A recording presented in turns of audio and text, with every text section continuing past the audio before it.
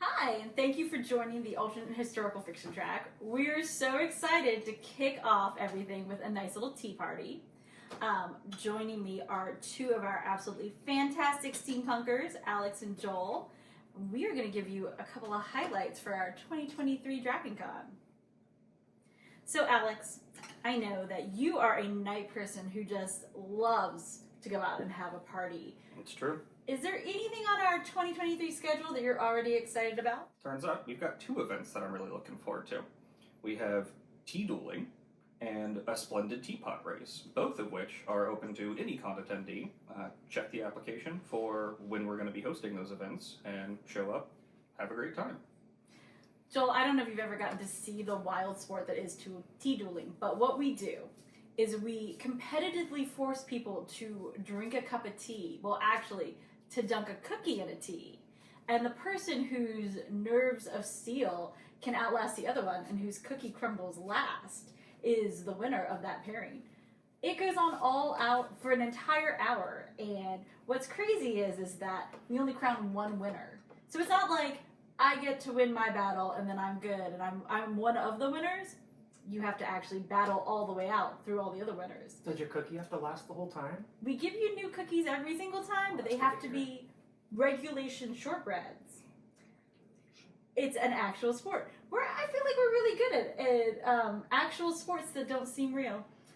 Splendid Teapot Race is another great example. Well, we are alternative historical fiction, so that tracks. Things that don't seem real. Mm-hmm. Well, with our Splendid Teapot Race, it's a super fun game that anybody could participate in. We set up an obstacle course. We have everybody bring a RC car that has to be remote controlled, or some people have controlled theirs on their app. That was wild. But you have to have a teapot element and run your car through our obstacle course, which every year it gets changed or tweaked a little. Last year I designed a teeter-totter that was physically heavier than a teapot car, so that was hilarious. Some of the audience members were surprised by the amount of flying cars that shot off the stage at them. But this year There is a splash zone. Yeah, there's always a splash zone. We always get kids to help us wrangle the cars back up to the stage, which goes great. Small children and toys. How can we go wrong? But I know that we're also planning this year. So last year we had our big party Sunday night was our temple formal. It's an hour of ballroom dancing lessons followed by a ballroom dance. Last year we did a Bridgerton theme and we kind of kept it a little short. We ended right at midnight when the clock struck.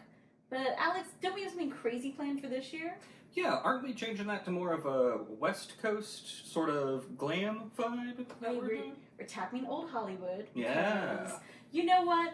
The golden age of Hollywood was alive in the 1920s, and who doesn't want to be a starlet or a Fred Astaire and dance the night away?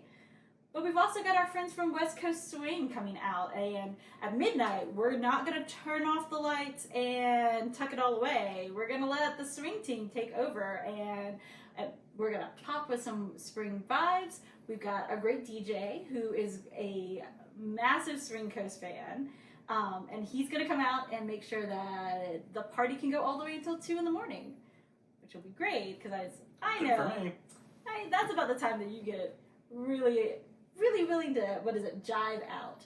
I gotta practice this. That's about the time I get into competitive napping.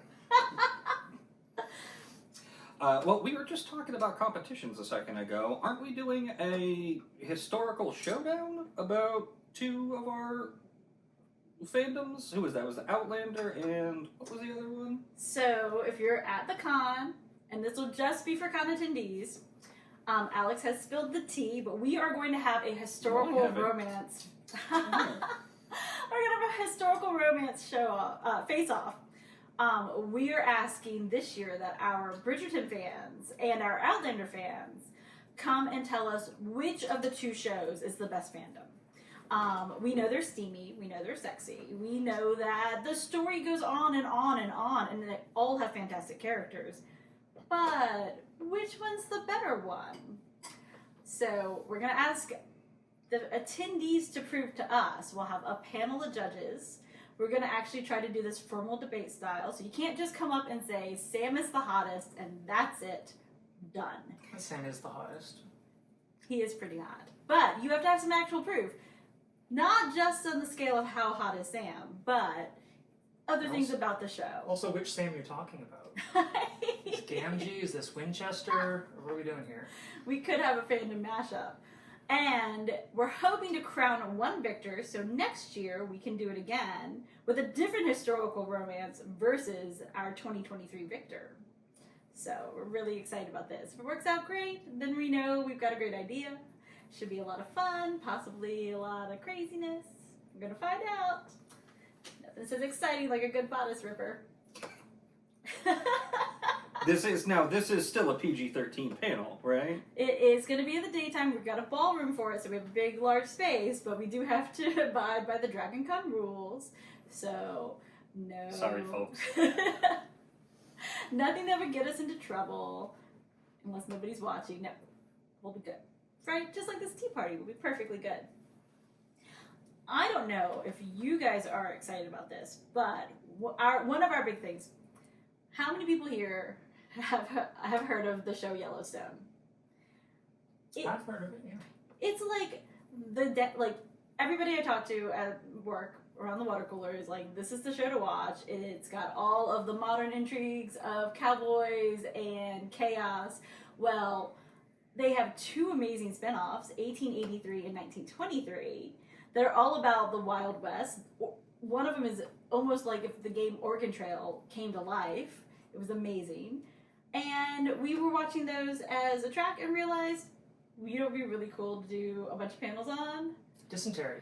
Very close, the Wild West. Okay. We have some fantastic authors. Though I will say in 1883 that was literally a episode 1 should have been like, and this is how you die in the You game. have died of dysentery. But we're going to have some panels about the shows. Not just 1883 and 1923. There's some other amazing Wild West shows that are out there, like Billy the Kid, that we're going to cover. Where you've got an amazing group of authors who write about the Weird Wild West. Alex, I don't know if you know what that is, but that's when it's cowboys. It's that movie with Will Smith, right? Very close to it. It's cowboys, it's ghosts, it's aliens, it's spacey technology. It's when the Wild West gets a little stranger than the Wild West actually is. If you've been out there, it's a crazy place. Yeah. Lived in Texas for a few years. Sure is. We'll probably go over to the some of our friends on the role-playing track and ask them about Deadlands. See, so exactly. I do actually think there might be an author who does have a Wild West zombie book out there. But we've got them, they're going to come and tell us about their books. And then Dragon Con is letting us do a signing. So all of our Wild West authors are going to be available with copies of their books, with table set up, a chance to talk to fans and talk to readers, and sell and sign books, which will be so cool if you like cowboys, aliens, the weirdness. Books are pretty cool. I know, it's the best part. Well, I do know that we have all gotten all dressed up and are looking our steampunky best. But Alex, is there anything on the schedule that would help an attendee pick out their steampunk look? As a matter of fact, I think there is. We have Blackbird Finery coming to join us.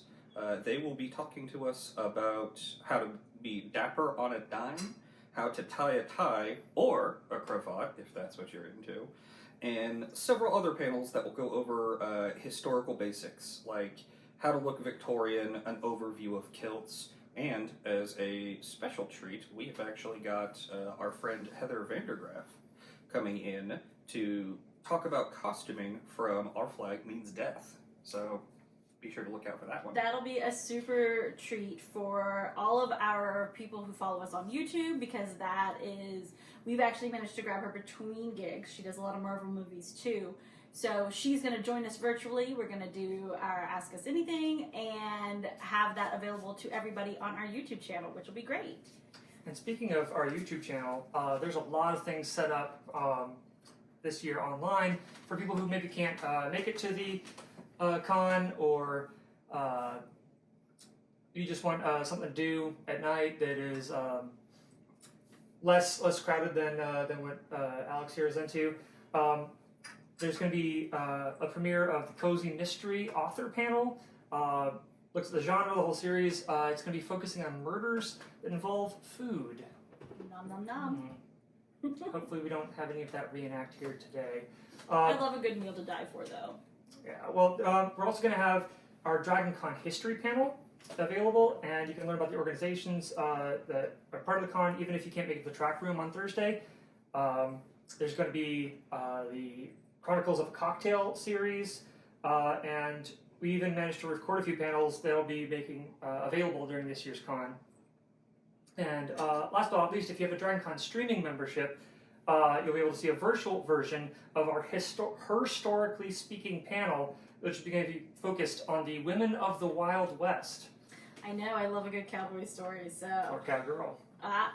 So the best thing about the historical series, we'll do those in our track room as well as our virtual panel, is it gives us a chance to talk about history that you just may not know, like famous women who did things. One of our big successes was we did a Women Who Kills panel, which was tons of fun. It told us all about women who just fed up, had it, their stories. This year we're going to talk about Women of the Wild West, which is really great. And one of our track volunteers is a huge rock and roll fan. And so she's managed to put together a crew to talk about women who are a part of the music industry that rocked it out, that broke boundaries there. In the Wild West. I wish, oh my God, but to be honest, I think Dolly Parton will be a part of the conversation. And since she rules the world, she definitely rules the Wild West. But it's absolutely brilliant. And as long as we're talking about history, we do have a little bit of history that's a bit more personal to Dragon Con. Like Joel just said, we're going to be airing a version of this on our YouTube panel. However, we're going to have an in-person panel that's talking about the history of Dragon Con itself. This year, specifically focusing on some of the weird organizations that have popped up that only exist inside of our con. I mean, what would Dragon Con be without the ribbons? And I don't know if you guys have ever seen the ribbon beard contest. It's so crazy. Through the entire con, people collect ribbons that get handed out to add to their badge. And then they stand in a hotel and drop their collection of ribbons down, and whoever has the most wins. And I think...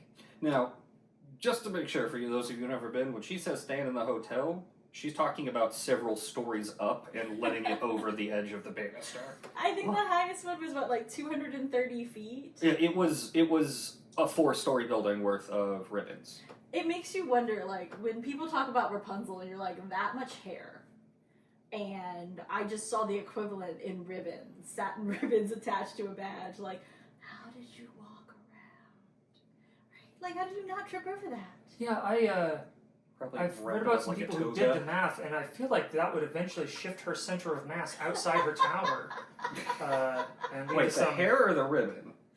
Oh, I mean, that much hair would have eventually shifted her center of mass outside her tower, and... then we have a Humpty Dumpty situation instead of Rapunzel. Yeah.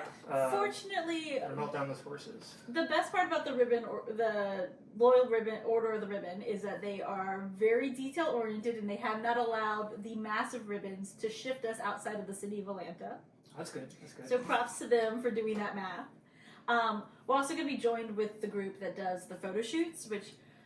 If you've never seen the pictures, people will book spaces outside of the hotel, like on the stairs at the Hyatt or at the park, and do these massive photo shoots with hundred of X-Men, or all of the people dressed up like Punisher will come and do these giant shoots. And recent news on those giant shoots, pay attention to the Dragon Con Facebook page. They're trying to break the Guinness Book World Records for most Spider-Men in one location. I felt so sad. So MomoCon tried to do the same thing, and I saw that.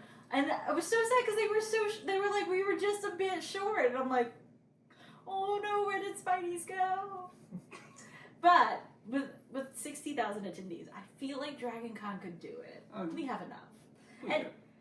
And the biggest thing is, right, you could be any of the Spider-Men. Yeah, any Spider-Man, Spider-Woman, Spider-They, Them. I really want to see a Spider-Pig. I'm a little obsessed Spider-Ham. Sorry, with Spider-Ham. Spider-Pig is from Simpsons. Spider-Ham is from across the Spideyverse. But that would be my dream. See? With his little ham in it. It was just so amazing. Okay, sorry. So photo shoots, and then we have some friends who help us out all throughout the con. So The cosplay medics. Tip your medics, folks. we love them because they are the people that have fixed our broken shoes, that have safety pinned us back together. I definitely had a skirt fall apart on an escalator, and I was like, Oh no. this is how I die. Like, it came untucked, and it just got loose, and I was like, oh no. It didn't get caught, did it? Well, thank God behind me was a medic with some safety pins, and it's like, don't even worry. So the I saw cosplay it happening in medics. slow motion. So the cosplay medics, what they do is they're first aid for your costumes. You get a ripped skirt, you have something to attach. They're there with safety pins, thread and needle, tape, glue, you name it. They can get you patched up. So tip your medics, folks. They'll literally save your con. They're pretty amazing. And then the Drop by Dragon crew is there, which I've always been a huge fan of Drop by Dragon because if I don't tell people I'm exercising, then I'm definitely not exercising. And they are there to cheer you on, to help you out.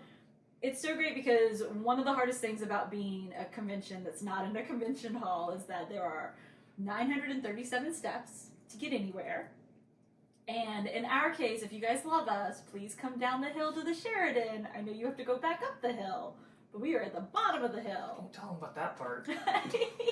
That's why I joined Drop by Dragon, because I'm like, I have to leave my hotel sometimes, and they're like, you're gonna need some help. It's a very steep incline. So this has been one of our big things that we're super excited that we get to do. Capturing and teaching people about Dragon Con history is just, it's not the same con that you get at Comic Cons or MomoCon. We have quirky Subcultures, niche cliques. Cliques is the wrong term. Everyone's pretty inviting, but But I mean, like, if you didn't know why a bunch of guys are coming through dressed up like Roman gladiators, and you didn't know that there was a very active and detail-oriented 300 cosplay group, it'd be a little overwhelming. or why people are dressed like FedEx packages, or why there's googly eyes attached to every square inch of the con by the end of the Must be 18. weekend. Or the list goes on and on. We're only going to be able to hit the tip of the iceberg, but it's well worth going.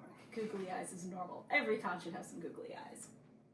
But I know, so Thursday night is a big to-do for us, and I know that we are super excited to have our Dragon Con History 101. It pairs really nicely with the Newbies Tour, so if you're new to the con, do the tour, and then come join us afterwards. And then that evening, we have 2 super exciting programs. Joel, you seem like you're a sea shanty kind of guy. You can say that. And maybe a nerdy song kind of guy. Yeah. Well, we paired up with the Folk Track, and for the 3rd year in a row, they have gotten a bunch of folk artists to come together and sing nerdy sea shanties and just be amazing. And to be honest, Thursday night, like, it's the beginning of the con, you're getting your feet under you. Mm-hmm. You need You're some. not hungover yet.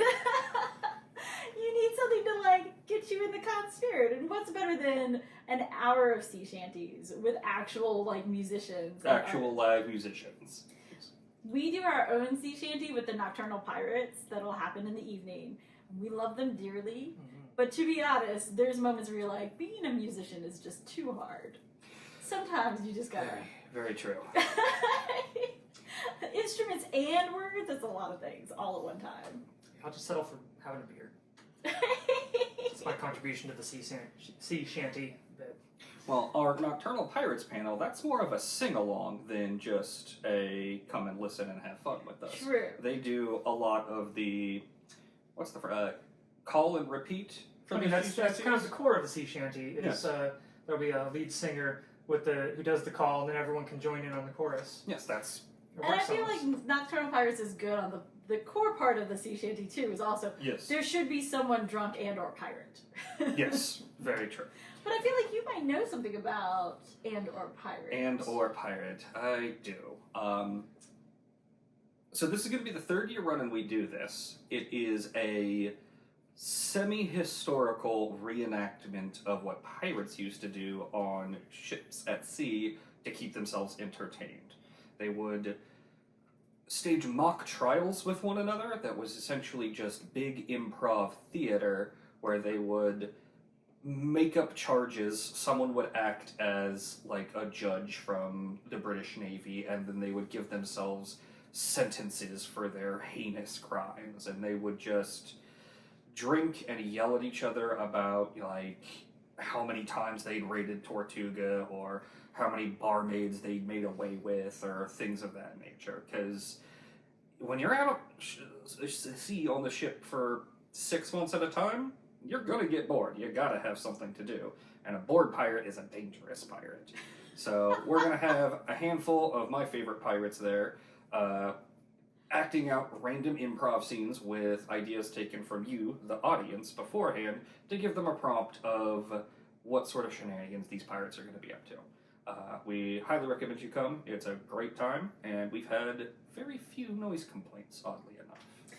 It does help that we waited until late in the evening where we're like, okay, 10 p.m., there's a buffer. People understand shouting will happen. Just remember, if you have any pirates at home, enrichment is important. Try stuffing a cannonball with raw hamburger meat and rolling it around their enclosure. Where are you going to get hamburger meat on a ship? Ship's biscuits. Our cooking channel will be a 2024 goal where we teach you how to make cannonballs from things that you commonly can find on your seafaring vessel. Speaking of things that you can commonly find at the con, we are excited this year that we are, I don't know if you guys have noticed, but we're turning into a singing convention. People like their sing-alongs. Really, we are. And this year we have said goodbye to our old favorites. We've done Hamilton's for 5 or 6 years. We did The Greatest Showman for a really long time. This year, I don't know if you guys are theater people, but it is the 35th anniversary of Phantom of the Opera. So we have asked the con to give us a big enough room for all of our Phantom fans to come down. We're going to do a big Phantom sing-along. It won't be the whole show, and Ain't nobody got time for that. we have asked that all chandeliers be very carefully adhered to the ceiling, so... I had to play the chandelier in 8th grade. Is that why you still walk with a limp? Yeah, part of the reason. Brings the house down every time, though. Boo. That's the house. But so we're excited to have Phantom of the Opera, and we're really hoping that our con family will show out for that, because we know if you like Broadway, then you have an opinion and a thought about Phantom of the Opera. Oh, you could have stopped at opinion. And another musical that's got a big anniversary is In the Heights. So we figure that'll be a little more low-key, little, chill. So we're going to have a nice hangout and sing maybe 5 or 20 of our favorite In the Heights songs. 5 to 20. A very precise number. Because, no one ever agrees on what the perfect In the Heights playlist is. Well, I mean, we all know there's an answer, but... Well, we're going to find out what it is. It's an hour. We got an hour of In the Heights, and you are going to belt it out like we're pros. Also, there's no soundproofing in our room, so I'm really excited. About those noise complaints, huh? I warned our neighbors, and they said they didn't think it would get that loud, so we want to prove them wrong. I'm like, no, we don't. So we're super excited about our sing-alongs. Like, those are always a really big thing. And then another thing that we are going to get excited about is bringing back some of our favorite panels from over the years. Alex, how do you feel about Spies? I could tell you, but then I'd have to kill you. Well, we're super excited that one of our favorite Spies is coming back to tell us more stories. It is our only panel that absolutely no recording is allowed. When she says spy, literally a spy. This is not... Well, he is the author of several spy books, isn't he? Mm-hmm. But it comes from experience. So he always tells us some amazing stories that we're never allowed to share. It's always funny, they leave and they're always like, you undersold what we were gonna get? And I'm like, I'm sorry, but I can't tell you, because then We he'd literally kill me. can't tell you. But for those of us who are history buffs, because that is a huge core of our group, We do have our look at historical spies. So a bunch of history authors are going to come join us and tell us about spy activity from like the Civil War, from World War One, World War Two. Like, there's a lot of misconceptions about Madame Butterfly, but they're going to give us the truth, some real stories. These you can actually tell other people. They're in the history books. So Declassified. But we're gonna have at least 2 hours of spy fun, which is super great. Another one we're bringing back is our Victorian spiritualism, but That's a good one. this time we're going to make it crazy, and we've asked the X-Track to partner with us, so they're gonna come over and join us too. We got the extract coming this year too. No, we share a wall, and we sometimes get a little disruptive, but they promise that they forgive us and they're going to come hang out with us. So we're going to talk about Victorian spiritualism. We're going to talk about the customs that they were used to, about the entire industry built around death that came out of Queen Victoria's feelings for her prince consort. And they're going to give us the other side of it, like what's on the other side of the veil. Are they going to tell us why all the ghosts are Victorian? No, Every single one of them. You never hear any ghosts fairness, belting out though, Britney Spears. Yeah, If there was gagging ghosts. if there was a caveman ghost, would we even know, or would we just assume that our dog was staring at something weird? I mean, I live with my dogs, so they're always staring at something weird. That's true. I have cats, so I just assume there's always ghosts. Always around. ghosts. Yeah, Always. Ghost vision. Well, a friend of ours is going to be teaching us our own set of Victorian customs. So, if you guys weren't into the history, one of the things that happened a lot was they would create jewelry to remember their loved ones with. So it would have like a lock of hair, sometimes a photo. It was called Memento Mori. And we're going to have an in-depth history lesson followed by an actual workshop where we'll let you put your own together. And that was often You have to bring your own hair. We are providing Not the hair. something that it's hair adjacent. genuine Victorian hair. Grave We robbing was, promise. the grave robbing was our July project. No. But like these memento moris, they're often sort of combined in cameos, like the one you're wearing. Right? Right? And so, like, they're classic pieces, like, they're fantastic things to hang on to. I know we've kind of moved away from that, which, if you think about it, it's like, that's actually kind of sad that we haven't kept up with ways to remember our loved ones and kind of keep them close. But this will be your opportunity to learn how to do that. We'll give you everything. It's being provided by the track, and you can learn how to make your own, and while you're at it, learn about the history of what that's all about, which is pretty sweet. It's a fascinating subject. It really is. But speaking of Memento Mori and holding on to the things that we love and cherish, We are having to say goodbye to a fan favorite. Mrs. Maisel has had an amazing run. It has been 5 fantastic seasons, and this will be the very last time that we get to say tits up. But we're It's gonna, not the last time I'm going to say It's not so. yeah, let's be real. That's the last time we're going to hear it on air, but I don't think that phrase is ever going to leave my lexicon. in fairness, it's been amazing. So we will say goodbye to Mrs. Maisel, and while we're talking about tits, as odd of a segue as that is, we are excited. Our author specialist has You managed have Joel's attention. to wrangle. Undivided. We're going to have an entire section of paneling dedicated to romances. Oh.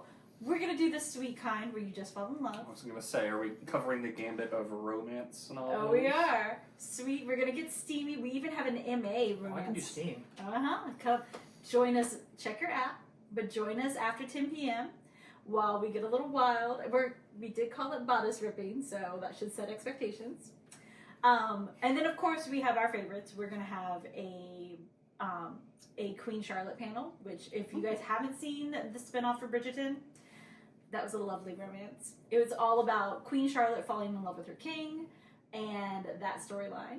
We also are going to have a little Outlander panel, besides our grand fight between Bridgerton and Outlander. Separate from the contest. We can't make them fight constantly. Yes, we're going to instead enjoy the fact that there is a brand new season of Outlander. Probably won't talk about the books, though I've heard that the last book did really well. and that Outlander fans, you should be reading the books and watching the show. Apparently, it is to do. So we're gonna have our little glance into some historical romance, the sweet side, the sexy side, the steamy side, and that's a big accomplishment for us because we've never had the ability to focus. We usually just were like, we only have time for one, so we'll just talk about Outlander. We're branching out. And then Talk about us, steam. with the power of steam. And then we had one last thing, right? We cannot jump off without talking about my personal favorite. Speaking of West Coast vibes and the early era of Hollywood, if you guys have not seen HBO's Perry Mason, it is not the Nick at Night Perry Mason at all. This is LA, it's gritty, it's noir, it's this I whole... do love me some noir. He's a detective in season 1. So we're finally gonna peek at the Perry Mason show that just got rebooted. Take a look at murders and crime and the seediest side of LA, which of course is Hollywood, as always. Naturally. And we've even convinced some authors to come and tell us about the genre itself. So we'll have an actual good working definition of what makes a noir novel besides a damsel in distress and a hard-boiled detective. Yeah. It's How do you the get shade and yeah, the light yeah, focus. yeah. How do you get the blinds effect with a novel? It's mandatory. What I love is they'll even do it in some of the old movies where you're like, how did they pull that off? But it's crying lady smoking a cigarette in a chair and a double cross. Sometimes a triple cross. So DragonCon family, join us in the track rooms. We'll be at the newly renamed Cortland Grand, formerly known as the Sheridan. We'll be Not there. confusing at all. We'll be there Thursday through Monday. We'll have programming the whole time, so we're super excited. We've really worked extra hard for a robust schedule. And then check us out on YouTube or on our social media channels, because if you can't make it out to our room, we do have some stuff for you on our YouTube channel. Like and subscribe. We need It's the... me, your boy. Hey, what up, guys? We're back. Alright, drop those likes down here. Sorry. Smash that like button. We should edit that out, but we're probably going to leave that in because we're professionals. But we can't wait to see y'all, and we're looking forward to spending Labor Day weekend with you. Thanks!